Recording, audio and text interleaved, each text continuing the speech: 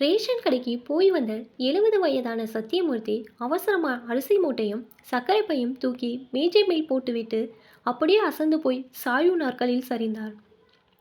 அவரது உச்சந்தலையிலிருந்து வழிந்த வியர்வையை ஒரு துண்டால் துடைத்து அதை அருகில் வந்து நின்ற மனைவி துர்காவின் முகத்தில் கோபமாக தூக்கி எறிந்தார். ஏண்டி துர்கா, இந்த ரேஷன் கடைக்கு நீ போகக்கூடாதா? பக்கத்து வீட்டுக்காரியோட ஊர் சுத்த முடியுது, ரேஷனுக்கு மட்டும் போக முடியாதா?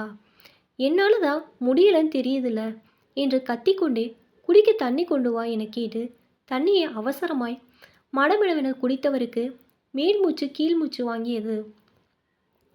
என்னை வெயிலில் போயிட்டு வந்தவனுக்கு சுடுதண்ணி கொடுத்து என்னை கொல்ல பார்க்குறியா என ஆவேசமாய் கத்திக்கொண்டே கையில் இருந்த டம்ளரை வேகமாய் தூக்கி எறிந்தார். அது துர்காவின் தலையில் பட்டு லேசாக ரத்தம் கசிந்தது.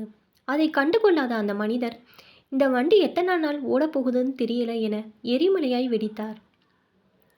அதுவரை அமைதி காத்த துர்கா மெல்ல கணவனை பார்த்து, ஏனி உங்களுக்கு அந்த கஷ்டம் வேணாம், அடுத்த மாசத்திலிருந்து நீங்கள் ரேஷன் கடை பக்கம் போக வேணாம் என நடுங்கிய குரலில் சொல்லி லேசாக புடவை தலைப்பால் தன் நெற்றியில் கசிந்த இரத்தத்தை ஒத்திக்கொண்டே உள்ளே சென்றாள். ஆம், கணவனுக்கு கடன் சுமையை தர விரும்பாத துர்கா இதய நோயில் பெரிதாய் பாதிக்கப்பட்டும் அறுவை சிகிச்சை செய்து கொள்ளாது வாழ்க்கையின் இறுதி நாட்களை எண்ணிக்கொண்டிருந்தாள். அவளுக்கு இனி ரேஷன் பொருட்களை வாங்க அவசியம் இல்லை என்பதே உண்மை. நெஞ்சை யாரோ அழுத்துவதைப் போல் இருந்தும் அதை சிறிதும் வெளிக்காட்ட முடியாமல் தவித்து கொண்டிருந்த துர்காவிற்கு கணவனின் கடுச்சொற்கள் பழகிவிட்டது.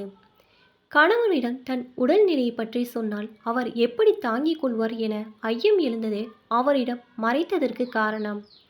அன்று மதிய உணவிற்கு அசத்தலான சமையலை செய்து தலைவாளை போட்டு பரிமாறிய மனைவி ஆச்சரியத்துடன் பார்த்தார் சத்தியமூர்த்தி. என்னடி ஆச்சு உனக்கு? ஐட்டங்கள் ஆள் அசத்துது, என்ன செஞ்சு என்ன பிரயோஜனம்? எதையும் வாயில் வைக்க முடியலை, உப்பு இல்லை, உரப்பும் இல்லை என குறை சொல்லிக்கொண்டே உணவை ருசித்து ருசித்து சாப்பிட்ட கணவனை ரசித்து பார்த்தாள் துர்கா. அவளுக்கு ஏனோ மனம் வலித்தது. இனி இவருக்கு இந்த உணவுகளை கூட கேள்விக்குறியாக போகிறது என மனம் வருந்தினாள்.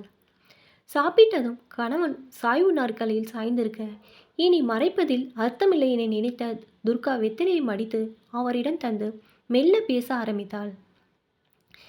நம்ம ஏன் தனியாக இருக்கணும், நம்ம மக வீட்டுக்கு போயிடலாம் என ஆரம்பித்த துர்காவை முறைத்து பார்த்த சத்தியமூர்த்தி, என்னடி நமக்கு தெரியாமல் கல்யாணம் பண்ணிக்கிட்ட அவனை போய் என் மகன் சொல்கிற என எண்ணெயில் போட்ட கடுகாய் பொறிந்தார்.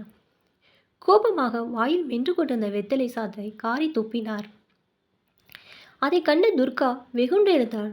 அவரை பார்த்து, நான் ஊர் சுத்த போறேன்னு சொன்னீங்களே, அது நான் டாக்டர்கிட்ட தான் பார்க்க போனேன். என் இதயம் ரொம்ப மோசமாக இருக்குன்னு சொல்லிட்டாங்க. ஓடும் இதயம் எப்போது நிற்கும் என்று தெரியவில்லை. வைத்திய செலவுக்கு ஆகும் பணம் நாளை உங்களுக்கு கடனாக கூடாது என நான் முடிவு செய்தேன். அதனால்தான் நான் உங்களிடம் மறைத்து விட்டேன் என்று கூறிய துர்கா, என்னையே ஒரு உலகமாய் சுற்றிய உங்களுக்கு இனி இந்த வீட்டில் தனியாக இருக்க முடியாது. நீங்கள் திட்டுவதற்காவது ஒரு ஆள் வேண்டாமா? உங்கள் மகன்கிட்ட போயிடுங்க, என்ன சொல்கிறீங்க என கணவனின் முகத்தை பார்த்தாள். அங்கே கணவன் அதிர்ச்சியில் சரிந்து விழுந்து கிடந்தான், உயிரற்றவனாய். ஐயோ என்று அலறிய துர்கா சற்றென அவர் காலை பிடித்து சரிந்தாள். கணவருக்காக மட்டுமே இதுவரை துடித்து கொண்டிருந்த இதயம் நின்று போனது.